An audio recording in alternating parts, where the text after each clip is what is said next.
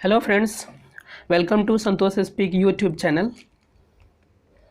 और मैं मैथ्स में ये नंबर सिस्टम करवा रहा हूँ, जो कि मैं सारे प्रश्न घटना चक्र से लिया हूँ, जो कि पिछले वर्षों में रेलवे में पूछे गए प्रश्न हैं।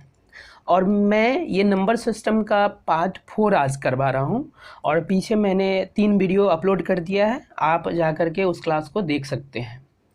तो ओके, चलते हैं। पहला प्रश्न क्या है आज का? यदि दो अंकों की एक संख्या उन अंकों के योग की के गुनी है, तो अंकों को आपस में बदल देने से बनी संख्या उन अंकों का योग है जिसे गुना किया जाएगा। देखिए क्या कह रहा है कि यदि दो अंकों की एक संख्या, ठीक है, हम ले लेते हैं दो अंकों की एक संख्या है 10x + y, यानी x जो है दहाई अंक पे है, y जो है इकाई अंक पे है। अब बोल रहा है कि उन अंकों के योग की के गुनी है। ये जो संख्या है वो अंकों की योग, यानी कि x एक अंक है, y एक अंक है, तो इसके योग की के गुनी है। क्लियर? ये कह रहा है, यहाँ तक का हो गया। अब चलेंगे आगे, क्या पूछ रहा है?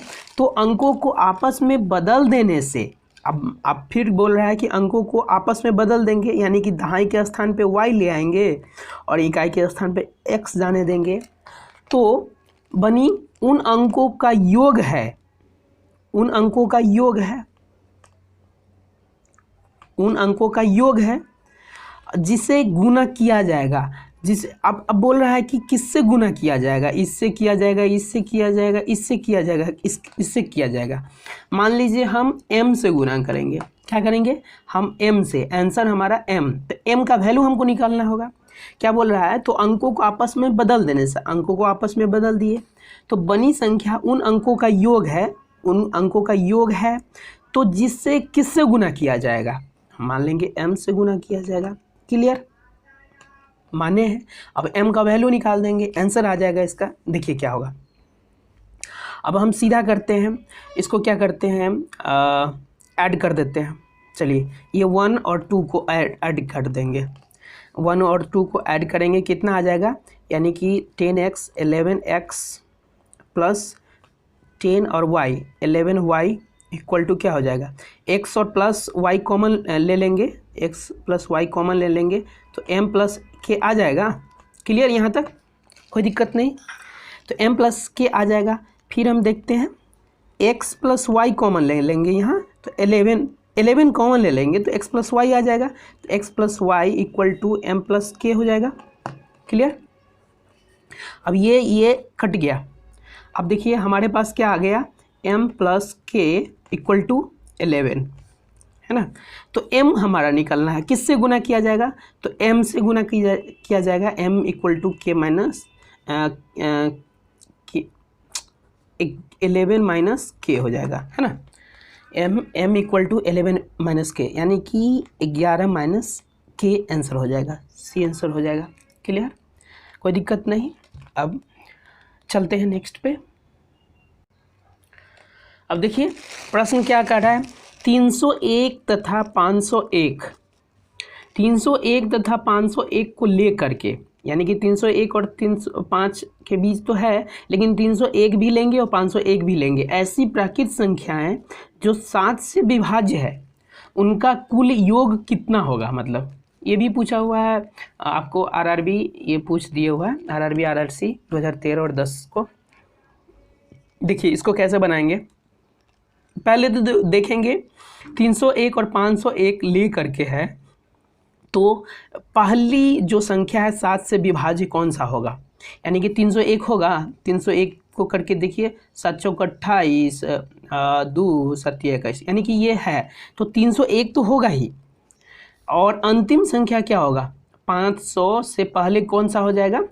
यानी कि 301 होगा, 500 नहीं होगा, 599 होगा, 599 ये भी नहीं होगा, 598 ये भी नहीं होगा, 597 देखिए, 7 7 7 49, 7 8 56, 56 3 और 6 3 और 497 होगा ना, 497 यानी 499, 497 यानी 46, 7 7 49 और 7 21, यानी कि 497, 497।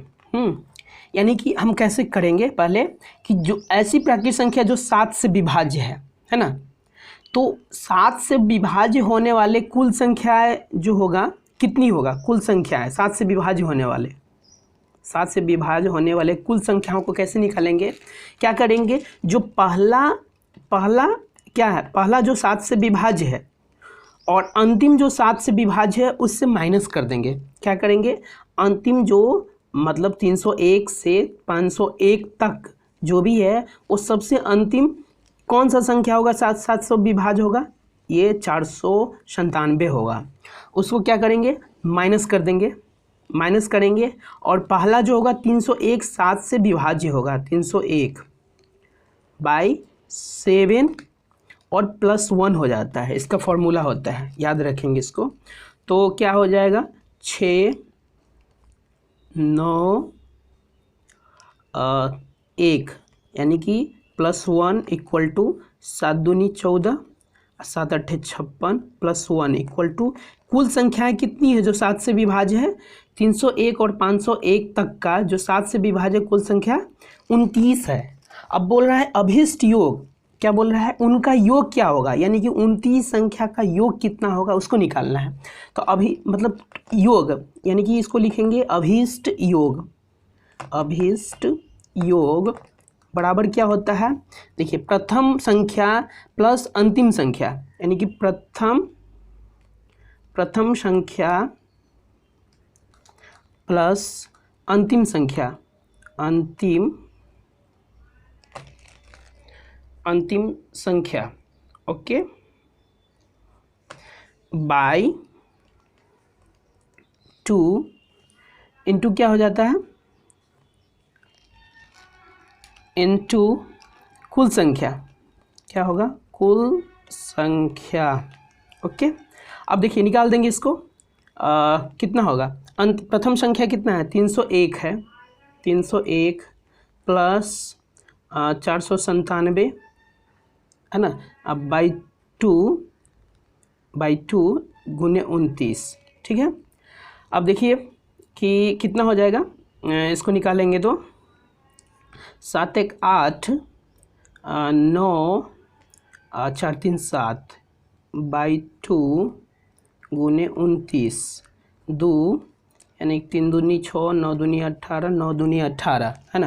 यानी कि अब क्या करेंगे, 399 को क्या कर देंगे, 29 से मल्टीप्लाई कर देंगे, 9 9 81, 8 हासिल 1, 9 9 81 और 8 89 का 9 हासिल 8, 9 3 27, 27 3 30 5 35, 9 दूनी 18, 9 दूनी 18 1 19 हासिल 1, 3 दूनी 6 1 7, यानी कि 1 9 8 17 के साथ हासिल 1, 2 5 14 1 15 हासिल 1, 7 3 10 1 11, यानी कि इसका जो वैल्यू आ जाएगा 399 गुने 29 बराबर क्या हो जाएगा, 11,571, ये इसका आंसर आ जाएगा, यानी कि 15,571, यानी कि उनका कुल योग कितना हो जाएगा, 11,571। ये गलत है, सी नहीं होगा, डी होगा, 11,571 हो जाएगा। तो हम कैसे बोले हैं कि इतना तो समझ में आ गया। अभिष्ट योग क्या होता है कि प्रथम संख्या प्लस अंतिम संख्या बाई 2 इंटू कुल संख्या, इसको याद रखेंगे, ठीक है, इसको याद रखेंगे, ओके। तो चलते हैं फिर नेक्स्ट क्वेश्चन पे। देखिए, वह न्यूनतम धनात्मक पूर्ण संख्या n जिसके 24 विभाजक है, n तथा 1 तथा n दोनों को लेकर के प्रश्न क्या पूछ रहा है कि वह न्यूनतम धनात्मक पूर्ण संख्या n, कोई भी n हो गया, वह मतलब n है जिसके 24 विभाजक है। कितना विभाजक है, n मान लीजिए कि ये है, ये है, ये है, ये है, यानी कि n कोई भी संख्या n में आएगा जिसके 24 विभाजक है, उसमें से कौन नहीं है, n में तो बहुत सारा आ जाएगा, मतलब ये बहुत सारा आ जाएगा, लेकिन बोल रहा है कि कौन सा इसमें से संख्या नहीं है जो 24 का विभाजक है, ठीक है। तो देखिए कि विभाजकों की संख्या हम कैसे निकालते हैं, जैसे कि 420 के विभाजकों की संख्या, 420 की विभाजकों की संख्या हम कैसे निकालेंगे। अब 420 को क्या करेंगे, हम एलसीएम ले लेंगे। 2 2 दूनी 4, 2 का 2 2 2 का 2 0, 5 दूनी 10, 5 दूनी 10, 5 का 5, 7 या 21, यानी कि 420 के विभाजकों की संख्या, विभाजकों की संख्या क्या हो जाएगा, यानी कि 2 के पावर 2 प्लस 5 के पावर 1 गुने 7 के पावर 1 गुने 3। देखिए इस तरह से हम बनाते हैं, यानी कि 2 + 1 इंटू 1 + 1, यानी कि इसका जो पावर है उसमें +1 कर देते हैं। 1 + 1 इंटू 1 + 1, यानी कि कितना हो जाएगा, 3 गुने 2 गुने 2 गुने 2, कितना हो जाएगा, 3 दूनी 6 दूनी 12 दूनी 3 दूनी 6 दूनी 12 दूनी 24, यानी कि 24। इसका विभाजकों की संख्या ये तो है, तो इसका मतलब ये नहीं होगा। फिर हम इसको चेक करेंगे 224 का। देखिए 224 का कैसे किया, विभाजकों की संख्या हम निकाल रहे हैं। अब 24 किसका नहीं है उसको निकालना है, तो विभाजकों की संख्या इसका कितना हो जाएगा, 2 1 2 दूनी 4 2 6 दूनी 2 3 2 15 3 5 3 15, यानी कि इसका विभाजकों की संख्या कितना हो जाएगा, 2 के पावर 240 के विभाजकों की संख्या 2 के पावर 4 गुने 3 के पावर 1 गुने 5 के power 1 equal to 4 + 1 into 1 + 1 into 1 + 1, कितना हो जाएगा, 5 गुने 2 गुने 2, यानी कि 5 दूनी 10 दूनी 20। इसका विभाजकों की संख्या 20 है मात्र, इसका मतलब यही आंसर होगा। आगे क्यों जाएंगे चेक करने के लिए, ओके। यानी कि 420 का भी 24 विभाजक है, ठीक है ना, विभाजकों की संख्या 24 है, और इसका भी होगा, इसका भी होगा। जब यहाँ हमारा पता चल गया तो हम आगे बढ़ने का ज़रूरत नहीं, चेक करने का ज़रूरत नहीं है। तो ओके, फिर से चलते हैं नेक्स्ट क्वेश्चन पे। आप लोग थोड़ा क्लास को शेयर कीजिए, और जिन लोगों ने सब्सक्राइब नहीं किया है चैनल को वो सब्सक्राइब कर लेंगे। ओके, चलते हैं नेक्स्ट पे। देखिए इसमें क्या करें, उसी तरह हमको गुणनखंडों यानी विभाजकों या गुणनखंडों की संख्या हमको निकालना है, उसी तरह से निकालेंगे, है ना। विभाजकों बोलेगा या गुणनखंडों की संख्या, सेम मेथड। तो किसका सम में है, तो देखिए इसका गुणनखंडों की संख्या कितनी हो जाएगी, 13 गुने 13, इसका एलसीएम निकालेंगे। 13 गुने 13 गुने 100 है, तो 5 गुने 5 गुने 2 गुने 2, है ना, यानी कि इसका हो जाएगा 13 स्क्वायर, यानी कि 3 गुने 3 गुने 3, 3 3 9 27। इसका क्या हो जाएगा, गुणनखंडों की संख्या 27 होगा। तो कह रहा है कि सम हमको खोजना है ना, लेकिन ये विषम है, गुणनखंडों की संख्या विषम है। गुणनखंडों की संख्या कैसे निकालेंगे, जैसे हम विभाजकों की संख्या पिछले प्रश्न में निकाला था, बस उसी तरह क्या करेंगे, सबसे पहले एलसीएम ले लेंगे, ठीक है। एलसीएम लेंगे और जिसका पावर रहेगा उसमें +1 कर देंगे। 13 का पावर कितना है, 2 है, तो 2 1 3। 5 का पावर क्या है, 2 है, तो 2 1 3। 2 का पावर क्या है, 2 है, तो 2 1 3, यानी कि 27 है इसका गुणनखंडों की संख्या। इसी तरह 36,000 को देखेंगे, इसका क्या हो जाएगा, 9 चौक 36, यानी कि इसका हम एलसीएम निकालेंगे। 3 गुने 3, फिर 9 चौक, यानी कि 2 गुने 2, है ना। 1000 है ना, तो 1000 है, तो 5 गुने 5 गुने 5, है ना, फिर 1002, 2 गुने 2 गुने 2, इतना इसका क्या हो जाएगा, इसका एलसीएम हो जाएगा। एलसीएम हो जाएगा 3 का पावर 1 है, 3 का पावर 2 है, 2 का पावर 1 2 3 4 5, यानी कि 2 का पावर 5 है, और 5 का पावर 3 है। इसका देखिए कितना हो जाएगा, गुणनखंडों की संख्या 2 1 3 गुने 5 1 6 गुने 3 1 4, यानी कि 36 18, 18 चौका 72, यानी कि क्या है, गुणनखंडों की संख्या इसका सम में आ रहा है। इसका भी चेक करेंगे विषम में आएगा, इसका भी चेक करेंगे आप विषम में आएगा। तो इतना आगे जाने का ज़रूरत नहीं है, हमको जल्दी बनाना है ना, प्रश्न को हमको जल्दी बनाना है। तो क्या करेंगे, इसका आंसर ये हो जाएगा, बी हो जाएगा। ओके, फिर नेक्स्ट पे चलते हैं। देखिए ये क्या है, प्रश्न क्या है कि किसी पार्किंग में प्रति 3 सेकेंड में एक कार प्रवेश करती है तथा प्रत्येक 7 सेकेंड में एक कार निकलती है, तो पार्किंग लॉट के भरने की दर प्रति कार कितना है। इस प्रश्न को देखिए, किसी पार्किंग में प्रति 3 सेकेंड में एक कार प्रवेश कर जाती है, प्रत्येक 3 सेकेंड में प्रवेश करती है, ठीक है ना, तो कारों की संख्या ज़्यादा हो जाएगा, है ना। फिर क्या बोल रहा है कि 7 सेकेंड में एक कार निकल जाती है, तो पार्किंग लॉट भरने की दर प्रति कार सेकेंड कितना है। तो इस तरह के प्रश्न को किस तरह से बनाएंगे, इस तरह के प्रश्न को सीधा हम क्या करेंगे, 1/3 कितना मतलब प्रवेश करने का दर है 3 सेकेंड है, तो 1/3 करेंगे, और निकलने का दर क्या है 1/7 है, तो इसको क्या कर देंगे, एलसीएम ले लेंगे, 7 - 3 यानी कि 7 या 21 इक्वल टू 4/21 हो जाएगा। इस तरह से ये बनता है। मतलब मैं एकदम कोशिश करता हूँ कि कम से कम समय में कोई भी प्रश्न बन जाए। तो इसको क्या करेंगे, इतना आ गया तो हमको सेकेंड निकालना है, तो सेकेंड निकालना है, इसको उलट देंगे, 21/4 सेकेंड हो जाएगा, है ना। 4 × 5 = 20, 1/4 सेकेंड, यानी कि इसका आंसर 5.1/4 हो जाएगा, 5.b आंसर हो जाएगा। ओके, ध्यान रखेंगे इस तरह के प्रश्न को। फिर नेक्स्ट पे चलते हैं। देखिए इसमें क्या है, 225 मीटर लंबे बाड़े में 26 पेड़ इस प्रकार लगाए गए हैं जिनके बीच की दूरी बराबर है। तो बाड़े के प्रत्येक किनारे पर एक पेड़ हो तो पेड़ों के बीच की दूरी ज्ञात करना है हमें। इस तरह के प्रश्न को क्या करेंगे, देखिए कि टोटल पेड़ हम देखते हैं, मान लीजिए ये बाड़ा लगा हुआ है, ये बाड़ा लगा हुआ है, तो ठीक है, इसको हम देखते हैं कैसे करेंगे। जैसे कि 225 मीटर लंबे बाड़े में 26 पेड़ है। 225 मीटर लंबे बाड़े में कितना पेड़ है, 26 पेड़ है, ठीक है।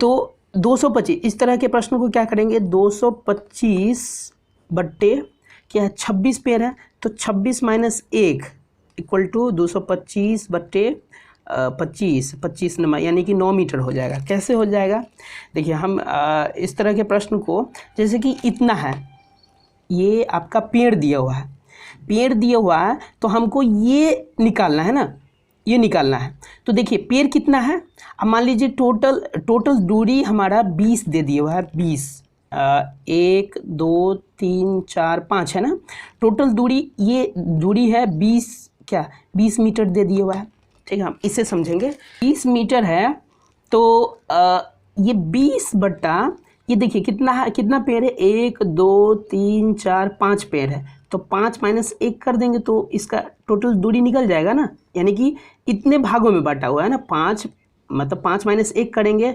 1 2 3 4 भाग में, यानी कि 20 मीटर की जो लंबाई है वो 4 भागों में बांटा हुआ है। तो 4 भाग में बांटा हुआ है तो प्रत्येक की लंबाई नहीं निकल जाएगा, 5 - 1 कर देंगे। तो इसी तरह से क्या किए हैं, 225 पेड़ है, कितना पेड़ है, 225 पेड़ है टोटल, तो 225 मीटर लंबाई है, उसमें से क्या किए, एक पेड़ को माइनस कर दिए हैं, तो बीच की दूरी आसान से निकल जाएगा। इसी तरह से इसका बीच की दूरी कितना, 4 है। देखिए अब 4 से कीजिए, 4 4 4 4 4 चौका 16 4 5 20, 1 मिनट, 4 5 नहीं 5 होगा ना, 5 इसका 5 निकल जाएंगे, 5 5 10 5 से 15 5 होगा 20, यानी कि एक प्रत्येक के बीच की लंबाई 5 मीटर होगा जाएगा, 5 मीटर हो जाएगा, इसका भी 5 मीटर हो जाएगा। ओके, तो इस तरह से हम इसको निकाल लेंगे, इसका 9 मीटर आंसर हो जाएगा।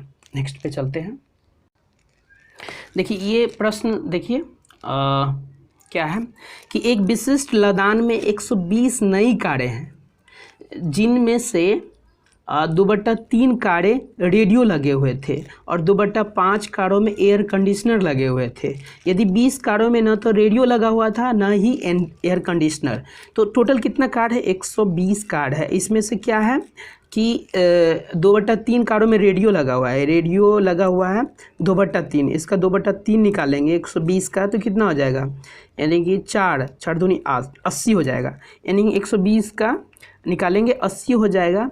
और 2/5 निकालेंगे, 2/5 क्या लगा हुआ है कारों में? एयर कंडीशनर लगा हुआ है, एयर कंडीशनर लगा हुआ है। ओके, तो 2/5 इसका निकालेंगे तो 24 पंचे 120, यानी कि 24 दूनी 48 हो जाएगा। लेकिन बोल रहा है कि इसमें 20 कुछ भी नहीं लगा हुआ है, यानी कि 20 जो है कोई भी चीज़ नहीं लगा हुआ है, तो 20 घटा देंगे यहाँ, तो टोटल तो 100 कार हो जाएगा। 100 कार में सब कुछ लगा हुआ है, यानी कि 120 माइनस 20 घटा देंगे, यानी कि 100 कार में लगा हुआ है एयर कंडीशन और रेडियो। तो इसको हम बैठाएंगे। देखिए अब बोल रहा है कि 100 कार में टोटल है, यहाँ रेडियो लगा हुआ है, यहाँ एयर कंडीशन लगा हुआ है। इतना क्लियर हो रहा है?